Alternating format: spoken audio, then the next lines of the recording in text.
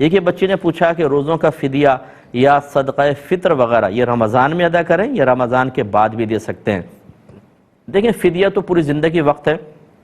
اگر کسی کے اوپر فدیہ لازم ہو جاتا ہے، جیسے کوئی بہت ہی بوڑھے ہیں، اب آئندہ زندگی میں روزے رکھ ہی نہیں سکتے، کوئی بہت بیمار ہے، آئندہ صحت کی امید نہیں ہے، تو وہ ایک صدقہ فطر کی مقدار ایک روزے کے بدلے میں صدقہ کر دیں. اس کو فدیہ کہتے ہیں. یہ رمضان میں بھی دے سکتے ہیں، رمضان کے بعد بھی دے سکتے ہیں. صدقہ فطر جو ہے اس کا مستحب وقت ہے عید سے پہلے ادا کرنا. یہ اکثر ہمارے یہاں ہوتا ہے، سٹال لگے ہوتے ہیں، لوگ عید کی نماز پڑھنے آ رہے ہوتے ہیں، وہاں دے رہے ہوتے ہیں. یہ مستحب ہے، لیکن اس سے بھی افضل یہ ہے کہ رمضان کے دوران ادا کیا جائے. کئی صحابہ کرام رمضان کے دوران ادا کرتے تھے. اس کی وجہ یہ تھی تاکہ غریب تک مال پہنچے اور وہ عید کی تیاری کر سکے. لیکن اس کا وقت بھی پوری زندگی ہے، لہذا اگر کسی نے یہ سمجھا کہ عید گزر گئی، ہم صدقہ فطر ادا نہیں کر سکے تو اب وہ معاف ہو گیا، ایسا نہیں ہے. بعد میں بھی آپ ادا کر سکتے ہیں، لیکن خواہ تاخیر کی تو یہ مناسب نہیں ہے. عذر کے سبب ہے تو پھر اللہ تعالیٰ معاف فرمانے والا ہے. یہ لے لیتے ہیں بھی کہ کویسچن انہوں نے پوچھا کہ مسجد میں مانگنے والے کو روٹی دینے کی کیا شرعی حیثیت ہے؟ دیکھیں، جو سائل مسجد میں کھڑے ہو کر بلند آواز سے اپنے لیے سوال کرے، اسے چاہے کسی بھی شکل میں آپ کچھ دیں، یہ گناہ ہوتا ہے. نہ پیسہ دے سکتے ہیں، نہ روٹی دے سکتے ہیں. ہاں، اگر وہ خود وہ نہیں کہہ رہا بلکہ ایسے ہی چپ چاپ جس سے کھڑے ہو کر باہر پہلے کھڑا ہوا، باہر جا کے دروازے کے پاس کھڑا ہو گیا، بولا نہیں ہے، اب آپ اگر سمجھتے ہیں کہ واقعی وہ مستحق ہے، جو اکثر ہوتے نہیں ہیں، تو بہرحال اب دینا جائز ہے. لیکن اگر وہ اپنے لیے اعلان کرتا ہے تو کچھ بھی دینا گناہ ہوتا ہے. یہ بھی ہو سکتا ہے کہ کوئی واقعی مستحق ہے تو امام صاحب یا کمیٹی والے اعلان کر دیتے ہیں بعض اوقات کہ بھئی یہ غریب آدمی، اس کے مسائل ہیں، آپ تھوڑی سی مدد کر دیں. ایسی صورت میں دینا بھی شرعاً جائز ہے. بلکہ اس طرح تو نبی کریم صلی اللہ علیہ وسلم کی طرف سے بھی ترغیب دینا ثابت ہے کہ بعض صحابہ کی امداد کے لیے سرکار نے صحابہ کرام کو اس طرح ارشاد فرمایا ہے. لیکن جب سائل اپنے لیے کویسچن کرتا ہے تو پھر فقہاء نے اس کو منع کیا، بلکہ یہ فرمایا کہ اگر کوئی ایسے سائل کو دے، اگر 1 درہم دیا ہے تو اب 70 دراہم اس گناہ کے کفارے کے لیے اور خرچ کرے. یعنی یہ مبالغتاً سمجھا رہے ہیں، کوئی ایسے پریکٹیکلی طور پہ آپ کو کرنا تو نہیں ہے، لیکن یہ سمجھا رہے ہیں کہ اتنا بڑا گناہ ہے کہ اب آپ اس کا کفارہ بھی ادا کریں. تو اس لیے اگر کسی نے ایسا دیا ہے ایسے سائلین کو، پہلی بات یاد رکھیں یہ پیشہ ور ہوتے ہیں، ان کو دینے کا کوئی ثواب نہیں ہوتا. میں بارہا سمجھا چکا ہوں کہ آپ یہ کہتے ہیں کہ جی ہم تو اللہ کے لیے دے رہے ہیں حسن ظن قائم کر کے. اس کا مطلب اگر حسن ظن قائم کر کے اللہ کے لیے کسی ہیروئن چی کو ہیروئن پکڑا دیں، کسی کڈنیپر کو سامان فراہم کر دیں، کسی گن پوائنٹ پہ موبائل چھیننے والے کو میں ٹی دے دوں کہ چلو یار بیچارے کے بعد روزگار نہیں، اس طرح کر لو، تو کیا یہ شرعاً جائز ہو جائے گا؟ جو چیز حرام ہے اس میں تعاون گناہ ہوتا ہے. اس میں آپ کی اچھی نیت اس برائی کو بدل نہیں سکتی ہے. نہ اس کے حق میں بدلے گی، وہ گناہ رہے گا، نہ آپ کے حق میں بدلے گی، گناہ ہوگا. جیسے ایک اور ہم مثال دیتے ہیں کہ کوئی شخص اگر امیروں کو لوٹ کر غریبوں کے اندر پیسہ تقسیم کر دے تو کیا یہ جائز ہوگا؟ اگر کوئی آپ کے گھر میں لوٹ مار کر کے غریبوں کی بستی میں تقسیم کر دے، آپ اس سے راضی ہو جائیں گے؟ ہرگز نہیں ہوں گے. تو اس میں ذرا سمجھا کریں، ایسے لوگوں کو مت دیں. اسی وجہ سے روڈیں ہماری آباد ہیں، کراچی کے اندر روڈوں پہ جانا مشکل ہو گیا ہے، اور ہر جگہ کا تقریباً یہی حال ہے. ایک جگہ گاڑی کھڑی کریں 6 8 10 آ جاتے ہیں، اور آرام سے اگر چلیں آپ کھڑے ہو گئے، کوئی دینا چاہے نہ دینا چاہے نہیں، دروازے بجائیں گے زور زور سے، گاڑی پہ ہاتھ ماریں گے، اور بعضوں کو تو یہاں تک آپ دیکھیں گے اگر آپ نہیں دیں گے تو وہ بددعائیں دیتے ہوئے جائیں گے، برا بھلا کہتے ہوئے جائیں گے، بعض لعنت بھی کر دیتے ہیں بعضوں کو. یہ جو پیشہ ور قسم کے لوگ ہوتے ہیں ان لوگوں کو دینا شرعاً جائز نہیں ہے.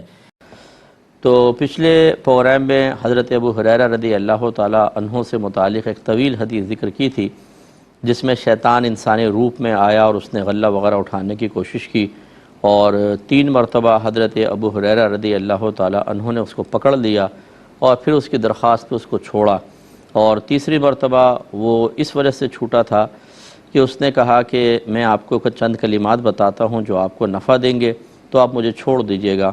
حضرت ابو ہریرہ رضی اللہ تعالیٰ عنہ نے فرمایا ٹھیک ہے میں تجھے چھوڑ دوں گا، بتا. تو اس نے بتایا کہ اگر آپ رات کو سونے سے پہلے 1 بار آیت الکرسی پڑھ لیں گے تو اللہ تعالیٰ آپ کو صبح تک شیطان سے محفوظ رکھے گا. تو اس پر ہم نے پوری حدیث پہ تو تقریباً کلام کر ہی لیا تھا. اس پہ میں تھوڑا سا میں نے کہا کہ پھر ہم ایک اور ترغیب دے دیں کہ رات کو سونے سے پہلے ضرور اس کو پڑھیں. اس کا فائدہ یہ ہوگا کہ شیطان ہمارے گھروں میں مداخلت سے دور رہے گا اور پوری رات ہم محفوظ رہیں گے.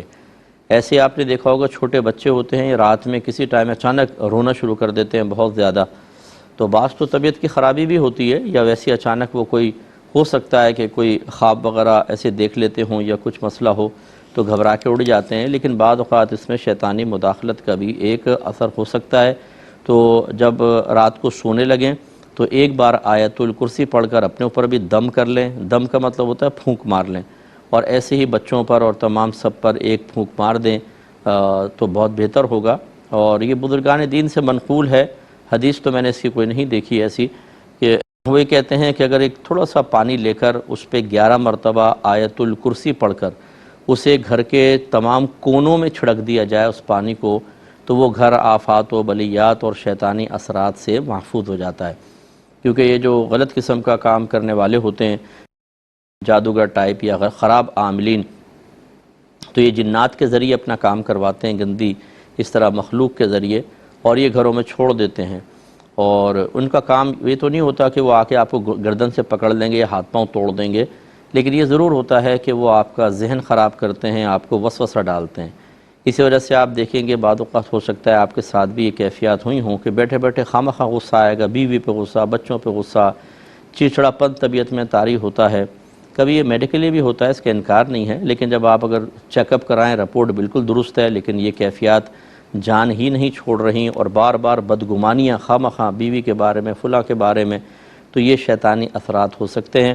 اس وقت ان کو دور کرنا بہت ضروری ہوتا ہے۔ تو یہ بہت ہی بہتر عمل ہے جو میں نے آپ کی خدمت میں گزارش کی کہ آیت الکرسی پڑھیں تو انشاءاللہ برکت ہوگی۔ ایک یہ کہتے ہیں کہ اگر کوئی غسل جنابت میں دیر کرے تو کیا وہ گناہگار ہوگا؟ دیکھیں یہ تو حدیث میں ہے، نبی کریم صلی اللہ علیہ وسلم نے ارشاد فرمایا جس گھر میں کتا، تصویر اور جنبی شخص ہو، یعنی جس پہ غسل واجب ہے، حالت حیض و نفاس کی بات نہیں کر رہا ہوں، وہ بہنیں حالت جنابت میں نہیں ہوتی، جب ان کا حیض یا نفاس ختم ہوتا ہے اس کے بعد جنابت طاری ہوتی ہے پھر وہ غسل کریں گی۔ جنبی وہ جس پہ غسل واجب ہو۔